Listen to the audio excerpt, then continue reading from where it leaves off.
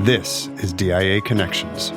I was incredibly honored to be even considered to be the president's briefer. But, in our business, there is a call to duty. And I said, well, of course, I would be honored to do that and to represent our agency. One of the things I had on my bucket list was to watch the movie Air Force One, with Harrison Ford on Air Force One. So I was able to do that. And I don't know how many people in the world have done that, but I was able to do that. While the president was extremely gracious to me, it was very cool hanging around the president and traveling with him and seeing him at moments that most people do not see the president in. But I knew that I was neither his policy advisor or I was his friend. I was his intelligence officer, and I was representing the intelligence community. Those are the words of the Defense Intelligence Agency's own Jim Danoy. Back in 2010, he was President Barack Obama's daily briefer, and he's with us to share his experiences.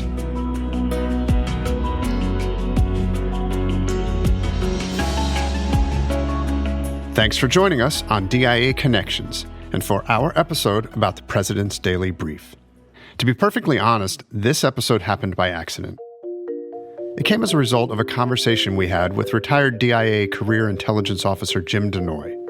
We spoke with Jim for our episode about the Arctic, and that's when he told us that one of his many assignments in his 35 years at the Defense Intelligence Agency was daily briefer to President Obama. So being the brilliant producers that we are, we said, "Hey Jim, would you mind speaking with us a little longer than expected? I think we have a lot more to talk about." And he did, so away we go. If you're not familiar with the President's Daily Brief, or PDB as it's commonly referred to, here's the perfect definition, and it comes from John Brennan, former director of the CIA. What's that, you say? The CIA director kicking off a DIA podcast? Just listen. You'll understand. The PDB is among the most highly classified and sensitive documents in all of our government. It represents the intelligence community's daily dialogue with the president in addressing the challenges and seizing the opportunities related to our national security. It has gone from a document written by just a handful of people at CIA to one produced by officers representing an array of organizations, specialties, and disciplines in the intelligence community. Up until 2010, the President's Daily Briefer was always someone from CIA. But that streak came to an end when Jim Danoy from the Defense Intelligence Agency was bestowed that honor. And it was a far cry from how his highly decorated DIA career began. I started in the intelligence business actually as a GS3 file clerk at the FBI's intelligence division over in the Hoover building right here downtown. That got me into the intelligence business. After that, about a year later, I was brought on board by DIA and started at DIA actually as an imagery analyst at the National Photographic Interpretation Center, and that was in 1983. Humble beginnings for Jim. Before we really deep dive into our discussion with him and about all things PDB, we thought it would be a good idea to give a little context to the subject. So let's bring into the conversation another DIA teammate, Dr. Adrian Wolfberg. Dr. Wolfberg works in the Office of Oversight and Compliance at DIA and has served in the national security arena since the early 1980s. During his tenure as an analyst, he briefed a president, a cabinet officer, and a chairman of the Joint Chiefs of Staff. He's currently a research fellow at the Ann Cara Christie Institute for Intelligence Research at the National Intelligence University. In 2017, Dr. Wolfberg authored an article titled "The President's Daily Brief: Managing the Relationship Between Intelligence and the Policymaker." Dr. Wolfberg, let me start by asking you, what was your motivation for writing about the dynamics between policymakers and briefers? No one had really investigated the briefer, him or herself, the person who is the carrier of this PDB information to the policymaker. There have been lots of attention spent in the media, in books, about what the president had been involved with the PDB, but just the president. But there's a whole community of people who interact with the PDB and the PDB briefers, and no one had ever looked at the nature of this interaction. And that's part of my academic background, is how people interact when they come from completely different social and cultural worlds. Can you give us a little bit on the backstory of the PDB? When did it originate? It began back in 1946, just after World War II ended. And the person who created it was President Truman, and he did this in 46. When he was vice president at the end of World War II, he often didn't get insight into the intelligence that was going on. They used to make those reports to the president in piles of papers like that, and he didn't have time to go through them, and if he didn't have time to coordinate them. So I had all those intelligence reports. Some of them were just duplicates of what the others had already told, so arranged that the president every morning on his desk would have a report of the intelligence as it affected the government of the United States. He could go over it in 15 minutes. When he became president after Roosevelt died, he decided he was going to make sure that he was kept abreast of important information. At that time, remember, the big threat was the Japanese bombing at Pearl Harbor.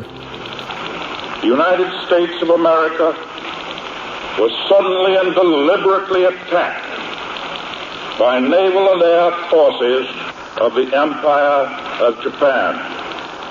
And so he did not want to be surprised again by having another Pearl Harbor. So from the very beginning, from 1946, it was CIA analysts who provided who wrote the articles, and that CIA then put together and gave it to policymakers. That continued for decades. We'll hear more later about Dr. Wolfberg's scientific study. He conducted that study interviewing 14 briefers from 2 different administrations. But first, let's get back to our history-making teammate from the Defense Intelligence Agency. Jim Danoy was an analyst by trade, specializing in Europe, Eurasia, and NATO issues. His tours of duty included assignments in the Office of the Director of National Intelligence, the Office of the Secretary of Defense, the Joint Chiefs of Staff, and the FBI. He had extensive experience supporting senior U.S. and Allied defense and security leaders and served as an intelligence support officer to the Secretary of Defense and several 4-star combatant commanders. He told us that the experience as a PDB briefer was the pinnacle of his career. But he said a lot more than that in a discussion with our historian Paul Isaacson. Naturally, Paul's first question to Jim was how he felt about being the Defense Intelligence Agency's first briefer to the President of the United States.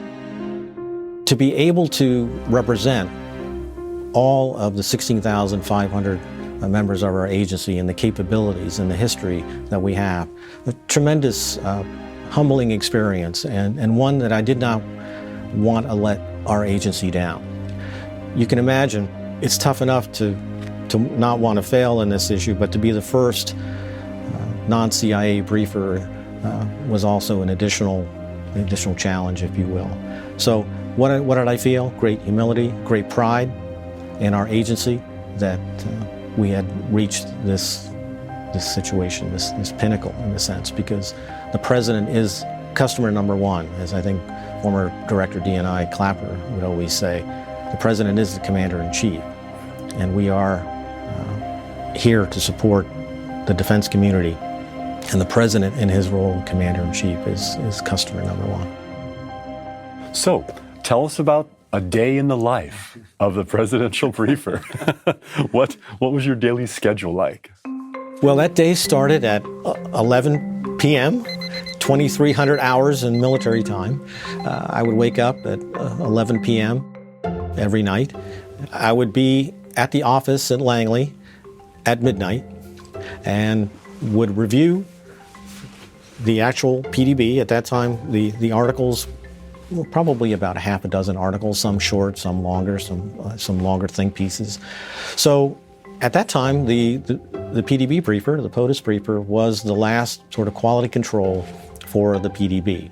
So between midnight and I would say midnight anywhere to about 3 a.m., reading and reviewing the articles, making sure that at least from my perspective and what we knew about what the President wanted, that the story held together, that there were no questions that the President might think had not been answered, or that the briefing actually raised more questions than answered.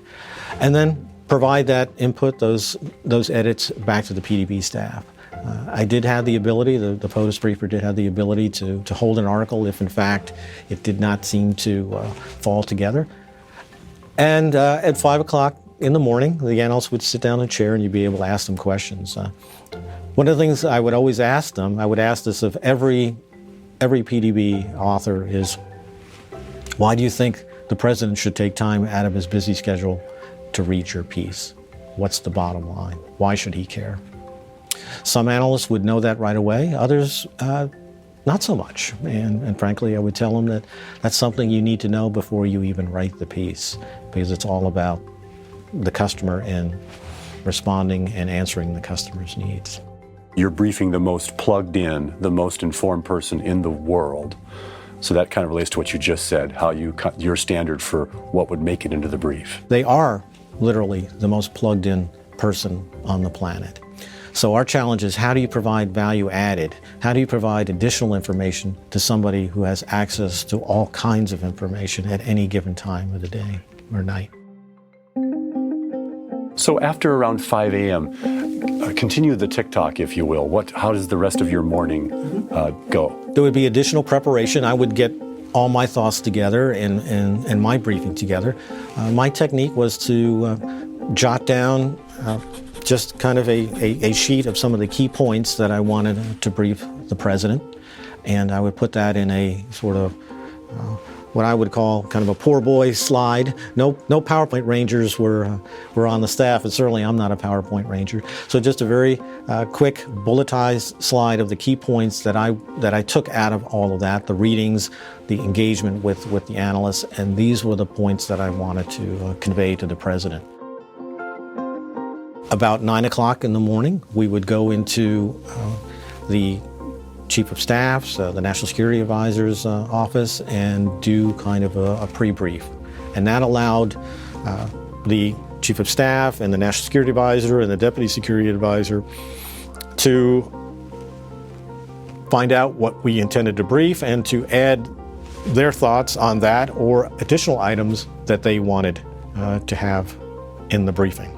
And then once that came together, then we would go into the Oval Office about 9:30 in the morning. Of course, every president has their own briefing preferences, and that even includes what they do with the actual physical information. President Kennedy's first version of the Intel briefing in 1961 was called the President's Intelligence Checklist, or PICL. The Bay of Pigs invasion had just taken place in April, and Kennedy wanted to be sure he was receiving succinct information about national security threats daily. His senior military aide suggested the information come in a form small enough that he could slip it into his pocket so he could carry it with him throughout the day. We had 8 years of President Bush. I sit here at this desk. It's a famous old desk called the HMS Resolute. And they were still in the process of adapting to President Obama's briefing style and how he ingests information. And I think this is the key thing for all of us to remember. You know, the P stands for presidents. It's his briefing. The president does not adapt to our briefing style or the way we transmit information. We have to adapt to how the president absorbs and ingests information. And while I came in early on in the Obama's first term, that we're still going through that process. And so one of the things that was key was, unlike President George W. Bush, President Obama wanted to see the written briefing before we went in at 9:30. How do you add value to someone who's already read the material? And what I set out to do was to add additional granularity and texture to what was presented. And then we went on to develop what later was called walk-ons. This was information that was not in the briefing and that we thought was timely and felt that we wanted to make sure the president was aware, either of trends or late-breaking events that were happening. Let's shift gears a little bit. Tell us about the key issues that sort of drove the president's interest and agenda during the year that you were there. You know, what were the things that President Obama was most concerned about that I'm sure led you in your decisions about what to include in his briefing? Like all presidents, President Obama had certain things that he wanted to accomplish and were on his agenda. Number one certainly was the issue of terrorism. and what we were doing on the counterterrorism front. With a decade of experience now to draw from, this is the moment to ask ourselves hard questions about the nature of today's threats and how we should confront them. The issue of Iran's nuclear program was top on the president's list, and we continued to have to provide him updates on that. Something what we would call is, advancing the story. So what's the latest update? There should be a way in which they can enjoy peaceful nuclear power while still meeting their international obligations and providing clear assurances to the international community that they're not pursuing a nuclear weapon. Relations between Pakistan and Afghanistan, given the implications not only on the counterterrorism front, but counter-drug, etc. To define that strategy, we have to make decisions based not on fear, but on hard-earned wisdom.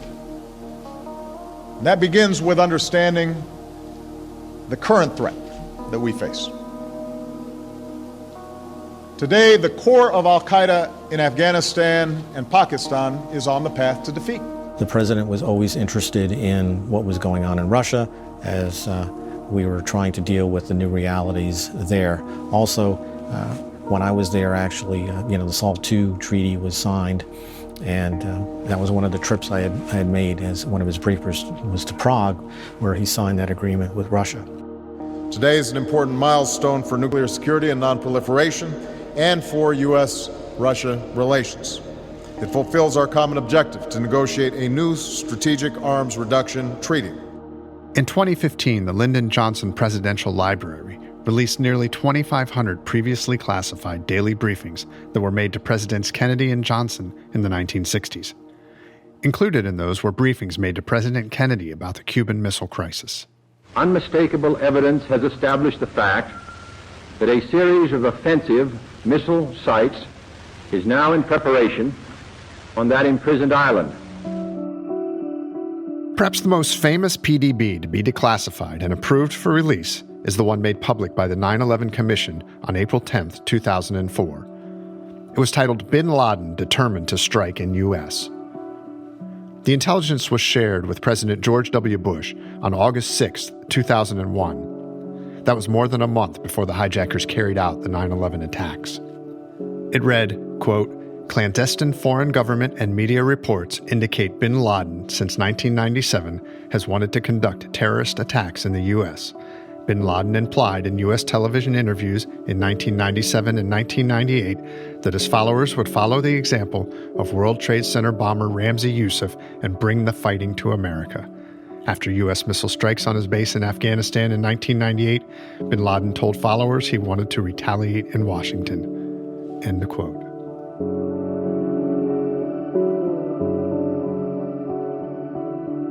After a short break, Jim describes some interesting interactions with the 44th president, and we'll hear more from Dr. Wolfberg about an aspect of the job that isn't often talked about. This is DIA Connections.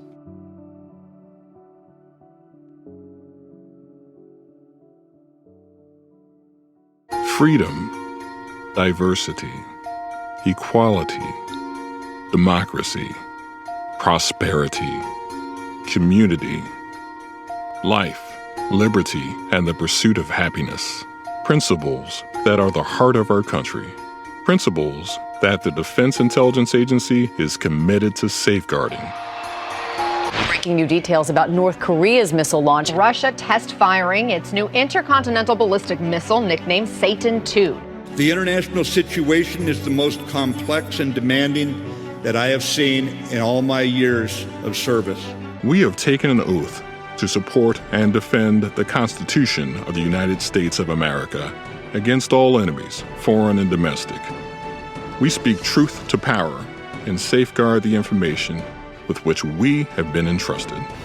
We do this to protect the freedoms of all Americans, our allies, and future generations around the world, committed to excellence in defense of the nation. DIA.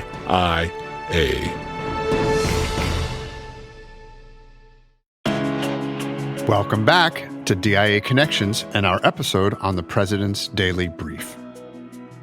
The Defense Intelligence Agency's Dr. Adrian Wolfberg conducted a scientific study titled The President's Daily Brief, Managing the Relationship Between Intelligence and the Policymaker.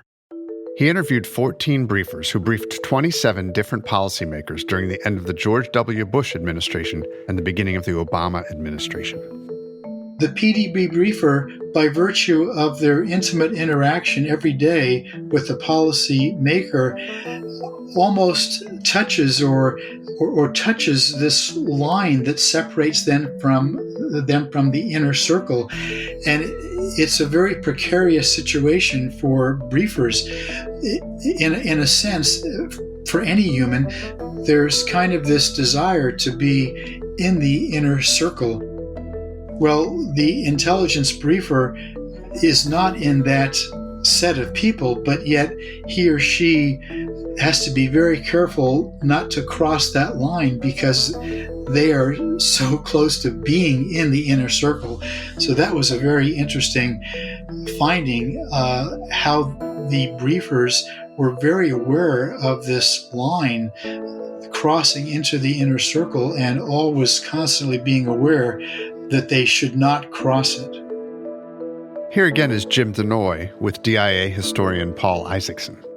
I think one of the most important questions, I think, for any briefer, and I think you'll agree, is how they balance their own opinion in the briefing and how they stay within their boundary in terms of providing the information but allowing another person to make a decision or to make policy. And I think that's really, really especially important in our jobs.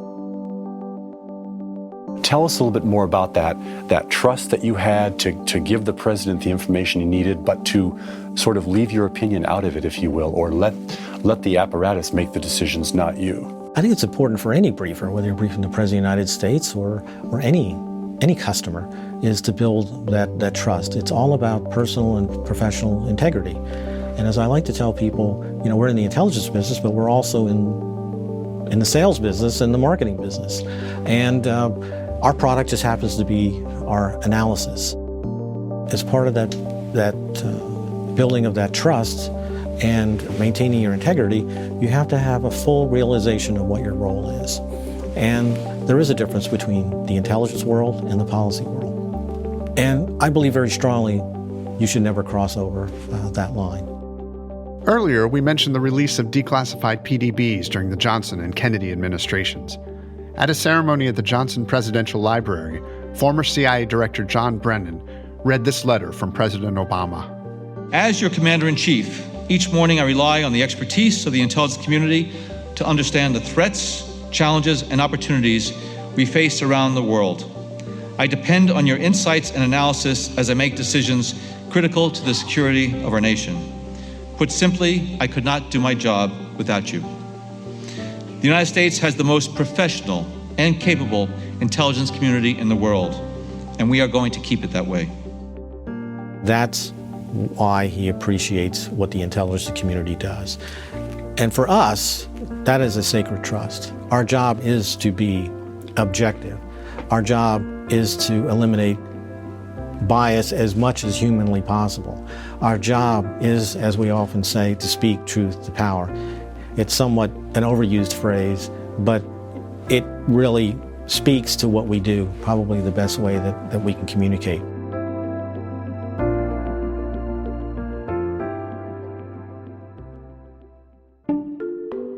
How you doing? Good to see you. It was very cool hanging around the president and traveling with him and seeing him at moments that most people do not see the president in. But I knew that I was neither his policy advisor or I was his friend. I was his intelligence officer, and I was representing the intelligence community. And our job is to inform decision makers to the best of our ability and leave the policy making to others. They will make decisions whether we're there or not. So our job is to try to ensure to the best of our ability that they are informed decisions.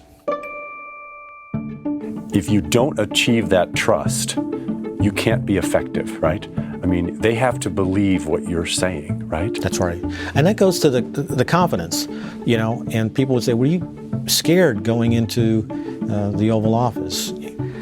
The answer is, well, not if you're prepared. I mean, the best way to mitigate being scared is to be prepared. So be prepared. I liken it to cramming for finals every single night. It was just like that. So you have to exude confidence, but not arrogance. Because let's face it, Paul, if the briefer is hemming or hawing or pausing or sweating or moving around, how is the customer going to have confidence and trust in what you're saying is really true? You have to be able to present your material with confidence.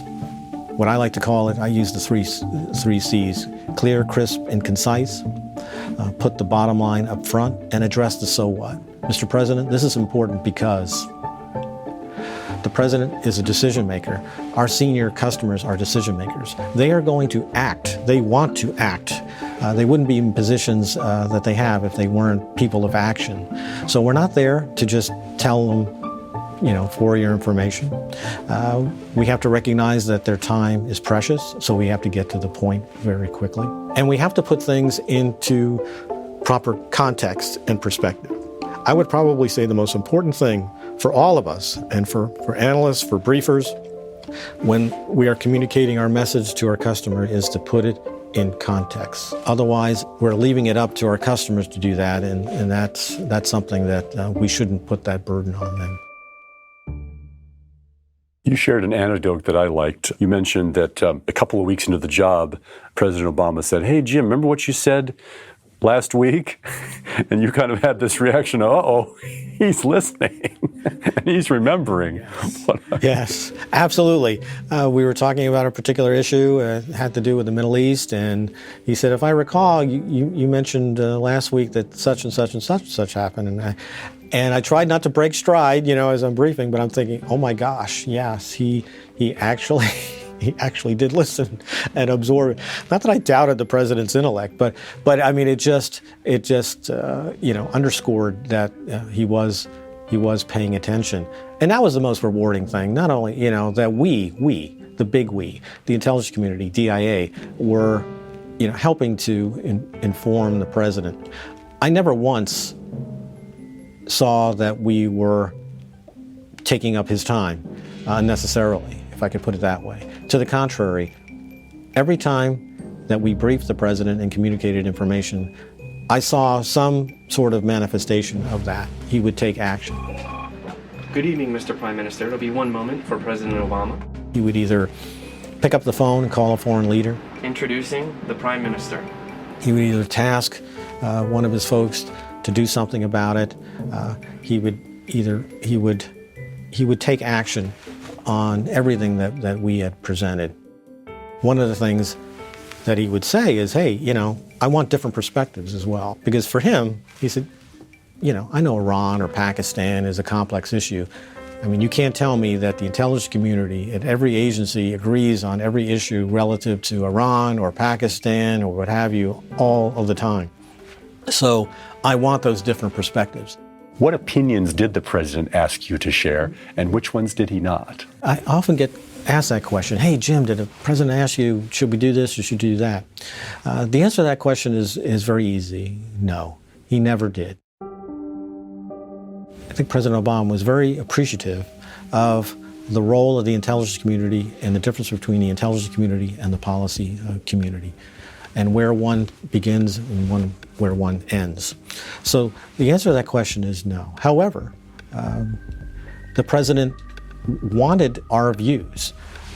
He would often say, you guys are the experts. I want to know what you think about what's going on in a particular country. It's also fair game to also be able to respond to a question that says, hey, if we do this, how would a particular country or leader react? Because those are intelligence-based questions. We can give intelligence-based answers to those questions. But to delve into policy, should we do this or should our policy be that? The president never put me in that position. I think he recognized that there was a time for us to brief, and then we would leave the room. Once we have informed the policymaker to the best of our ability, there's a time for us to leave the room, literally and figuratively, and allow the president and his team to formulate their policy. How did your brief change over time during your year? How did the style perhaps change? You mentioned that you learned to better read the president's body language at times. You also mentioned that it changed every day. Reading the customer is extremely important. Hello, everybody. Every day, the first thing I did when I walked in the Oval Office was look at the president and read his body language. The president is a human being like anybody else. Sometimes he's having really good days, sometimes he's having some challenging days. And you have to understand that the president's time is extremely precious, so get the message across. Other times, we could have long chats about certain things.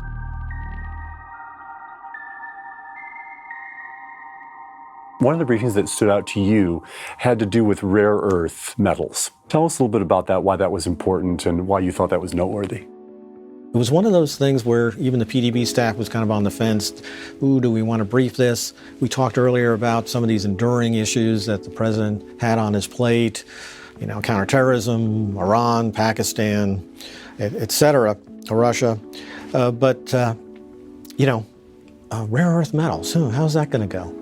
Well, we went ahead and did it, and it was one of the most fascinating sessions that I recall in the time that I was a briefer. The president was incredibly engaged and concerned about this. This was a case where we were briefing that China was trying to corner the market on these rare earth metals, which are used in a lot of applications, defense applications, et cetera. And that ushered in a very interesting and intense discussion within the Oval Office amongst those, like, what can we do? This had strategic implications. And again, one of the things, our customers always want the strategic implications to be briefed, but we always get stuck in the day-to-day tactical. But this was an opportunity to kind of step away from the day-to-day tactical and talk about the long-term implications which are going to affect our national security for decades to come. On a little bit lighter note, tell us about some of the fun things that were a part of this job. I'm not now speaking of getting up at 11 p.m. and being at Langley at midnight. I'm talking about other more actually fun things. Clearly, the funnest part of the job was being on the road, with the president. To be able to fly on Air Force One, to be able to go up to Camp David, to be part of the motorcades, just to be part of the excitement that is associated with a presidential trip, whether it's domestically or internationally, was just a thrill that one can never replicate. One of the things I had on my bucket list was to watch the movie Air Force One, with Harrison Ford on Air Force One. So I was able to do that. And I don't know how many people in the world have done that, but I was able to do that. Speaking of Air Force One, tell us about your first brief on Air Force One. I think that's an interesting story. Generally speaking, we should presume that the Democratic... We were actually flying to Iowa for a trip, a domestic trip. We left Washington, we're halfway across the country, we're just about in Iowa, and I thought, okay, well, I guess I'll be meeting and briefing the president later on, either in his hotel room or what have you. And sure enough, as we're starting to descend, the president's personal assistant came to me and he said, the president will see you now, the boss will see you now. So, okay, grab my briefcase and go into the president's cabin. And so I went in, and there he was. He was in the process of changing his clothes and getting ready for the event that he was going to have in Iowa. And he said, okay, Jim, go, what do you got? So went into the presentation, falling back on those principles, be clear, crisp, and concise, the bottom line up front, and address the so what. While he's dressing and we're descending and we're hitting a little turbulence, and I'm thinking to myself as I'm going through this, wow, they just don't teach you this in Intel school. I mean, how do you prepare really for something like this? But it went great, it went fine. We touched down, and the door opened up, and the president went down the ramp, as he does, as you see on TV, and we went out the back, and that started our day. So that was my first briefing experience on Air Force One. shifting gears again, let's talk about lessons learned a little bit. You've got some years since leaving that position. You were there for a year. What do you think were the key lessons that you learned? What worked well? What did you learn did not work? You would think that the PDB might get easier over time, as you're going through that process. In certain ways it is, but from a substantive end, it actually gets harder and harder because the president's knowledge base, your customer's knowledge base becomes deeper and they become more and more familiar. So to continue to be value added, you have to constantly reach down deeper and get even more information. At first, anything you're briefing when incoming president comes in is, for the most part, is going to be new and interesting and okay. Then by the time a president leaves, whether 4 years or 8 years, they're like, hey, I know more about this than you do. And we are certainly wiser thanks to Jim being so forthcoming and sharing his unique experiences. Jim, you've made DIA proud, not only for your assignment as the first Defense Intelligence Agency briefer to the president, but the entirety of your distinguished career. And for that, we'd like to say thank you and give you the last word. The reason I'm here today is to try to give back to our agency, to share those experiences with my peers and with those that are coming up through the ranks, because I've simply been the fortunate beneficiary of being able to have those experiences.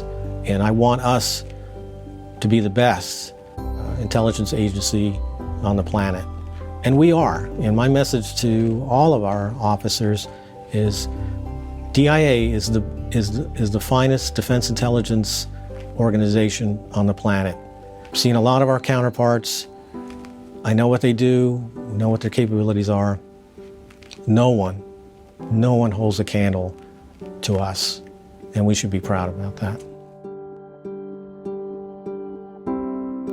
To learn more about the Defense Intelligence Agency, check us out on dia.mil and follow us on social media. Thanks for listening to DIA Connections.